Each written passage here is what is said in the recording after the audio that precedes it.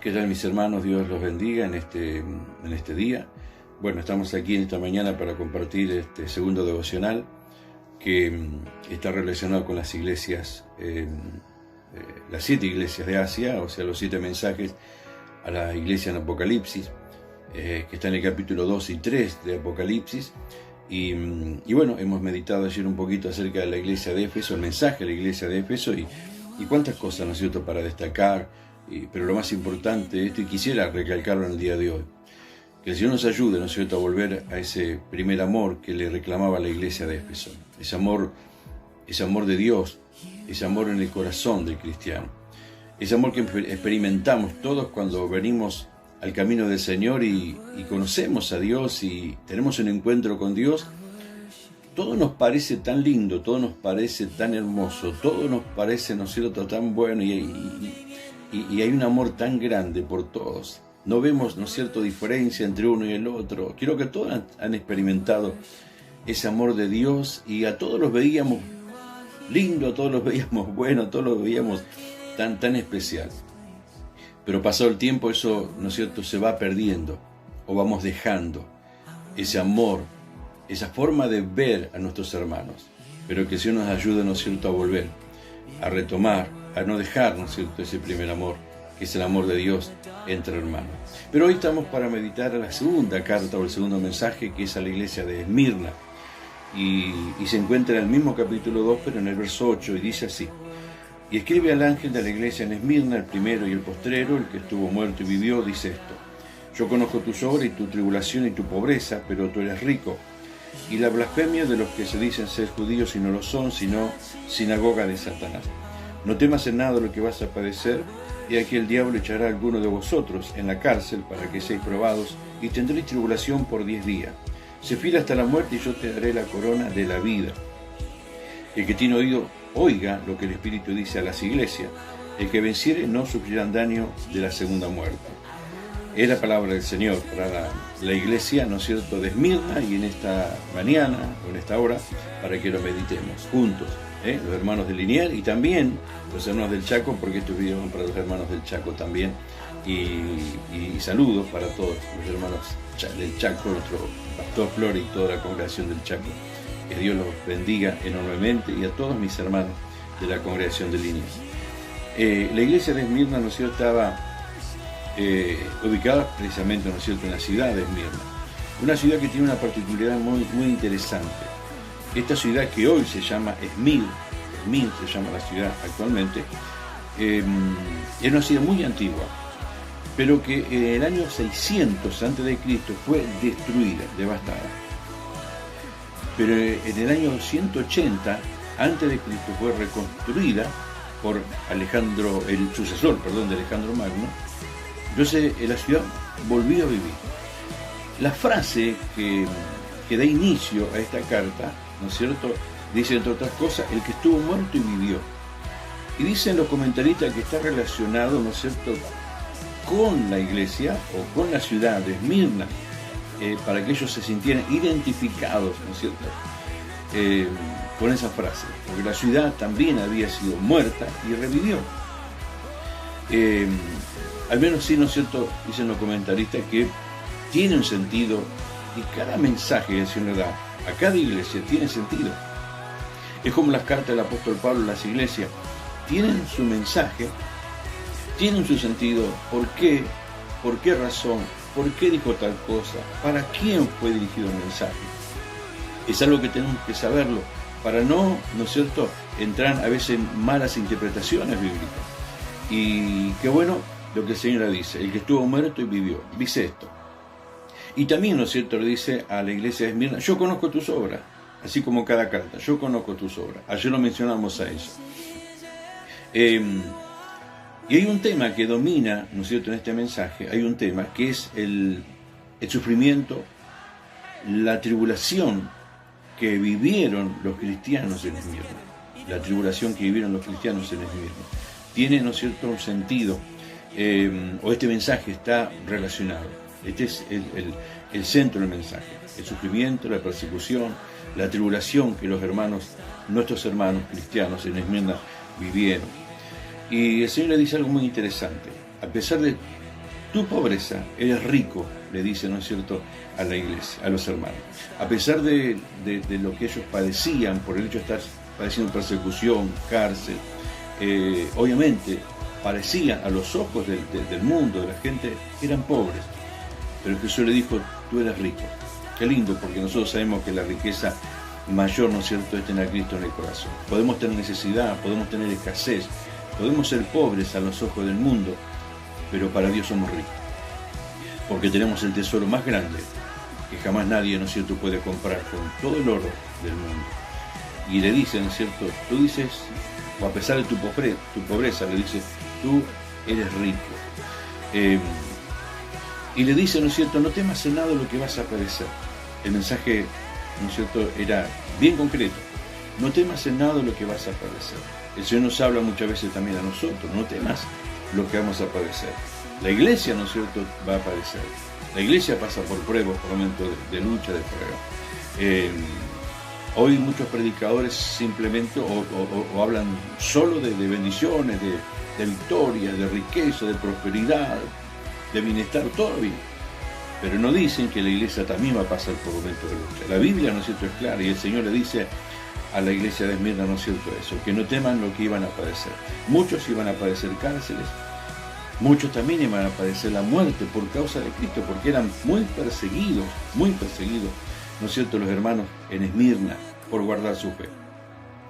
Estaban siendo probados, pero dice, no va a ser por mucho tiempo. Le dice, ¿no es cierto?, vas a pasar tribulación, ¿no es cierto?, por 10 días. Esto por 10 días tiene dos sentidos. Uno, que iba a ser corto la tribulación o la persecución que iban a padecer. Y también, ¿no es cierto?, de que las pruebas tienen un término. No son eternas. Las pruebas que el Señor a veces permite que vivamos no son eternas, tienen un comienzo, tienen un final, tienen un término. Y al final de ese término, ¿cierto?, viene la bendición, el regocijo, la alegría. Así que así le dijo a la iglesia, ¿no es cierto?, de Esmirna. Y nos dice también a nosotros, a veces estamos pasando pruebas, en este tiempo estamos pasando un momento de prueba, pero tiene un término, va a terminar. Y dice, ¿no es cierto?, que en Esmirna había una colectividad de judíos allí en la iglesia, falsos cristianos en realidad, que eran se habían levantado tanto en contra de los cristianos fieles, como pasa también hoy en día, ¿no es cierto?, que comenzaron a hostigarlos, a perseguirlos, a denunciarlos con falsas acusaciones a los cristianos, a los hombres de Dios, ¿no es cierto?, que estaban siendo fieles a Dios. Esta persecución o este espíritu que tenían estos judíos era tan fuerte, mentiras, engaño, blasfemia en contra de los cristianos, los denunciaban ante la autoridad y un montón, ¿no es cierto?, de mentira, que aquí le cabe, ¿no es cierto?, este rótulo, sinagoga de Satanás. Qué tremendo tenía que haber sido estos judíos para que el Señor utilizara esta expresión. Estos judíos no son otra cosa que sinagoga de Satanás. Tremendo, categórico lo que dicen, ¿no es cierto?, esos judíos que perseguían a los cristianos, perseguían, ¿no es cierto?, los que eran fieles, y estas acusaciones que hacían, ¿no es cierto?, le llevó a muchos cristianos a la cárcel y a la muerte. La iglesia estaba muy relacionada con el Estado en ese tiempo. Es más, se adoraba al emperador romano, porque era una ciudad, ¿no es cierto?, que estaba dentro del Imperio Romano. Se adoraba, se veneraba. Y eso la iglesia, los cristianos verdaderos no aprobaban eso, adoraban solamente a Cristo. Pero había otros, ¿no es cierto?, que sí veneraban, que querían quedar bien con el Estado, con el gobierno, y entonces hubo una persecución contra los cristianos. Algo muy digno de destacar en la iglesia de Esmirna. Estaba allí entre los cristianos de Esmirna un reconocido obispo, siervo de Dios, que se llamó Policarpo. Lo habrán escuchado nombrar seguramente. Policarpo fue uno de los prisioneros, ¿no es cierto?, de los cristianos en Esmirna. Un hombre mayor, un hombre que tenía 86 años. Él había servido a Dios, había sido fiel a Dios, Y fue tanta la persecución que lo tomaron prisionero a Policarpo, el obispo, el siervo de Dios, y lo sentenciaron a muerte, a menos que blasfemara el nombre de Cristo. A menos que blasfemara el nombre de Cristo. A lo que Policarpo expresó, y esa frase quedó para la historia. Y él, ¿no es cierto?, él dijo en ese momento a las autoridades, a los que lo estaban amenazando, que lo iban a matar, lo iban a quemar, él le dijo esto. Dice, hace 86 años que sirvo a mi Cristo, y lo único que he recibido de él fueron puras bendiciones. ¿Cómo ahora, a esta altura, yo iba a traicionar a mi rey? Esta fue la expresión de Policarpo, y obviamente lo sentenció. Fue muerto, ¿no es cierto?, allí quemado, este hombre de Dios, como muchos cristianos, ¿no es cierto?, en Esmirna. Y digo, Señor, ayúdanos. Qué ejemplo para nosotros, qué tremendo ese ejemplo para la iglesia, que a veces nosotros pasamos problemitas y ya parece que nos desesperamos, nos ahogamos en un vaso de agua. Queremos dejar todo, queremos, no sé, nos agarra esa locura, y sin embargo, ¿no es cierto?, estos hombres de Dios, esta iglesia que estaba siendo tan perseguida, dieron la vida por causa de Cristo.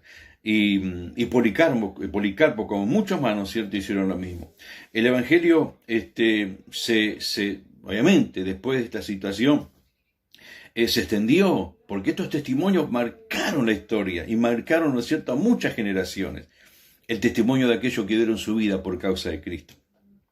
El Señor, ¿no es cierto?, les hace saber la recompensa de aquellos que eran fieles a Dios. Y le dice, y aquí tiene doble promesa, le dice, al que venciere y fuere fiel hasta la muerte, le daré la corona de la vida. Pero también le dice, al que fuere fiel y sea un vencedor, dice, no sufrirá daño de la segunda muerte. Nosotros sabemos en Apocalipsis, capítulo 20, 21, donde habla de la segunda muerte. Nosotros vamos a padecer, si es que Cristo no viene ahora a arrebatar la iglesia, como muchos cristianos, padecer la primera muerte, que es el cuerpo. Pero la muerte segunda no tiene lugar en nuestras vidas, porque nuestro espíritu vive y nuestra alma vive para siempre. A diferencia de aquellos que no creen, aquellos que han negado al Señor, serán muertos en su cuerpo, pero también serán condenados al final. Y dice, ustedes, los que son fieles, no tendrán lugar en la segunda muerte. ¿Por qué? Porque vivirán para siempre. Vivirán eternamente y para siempre.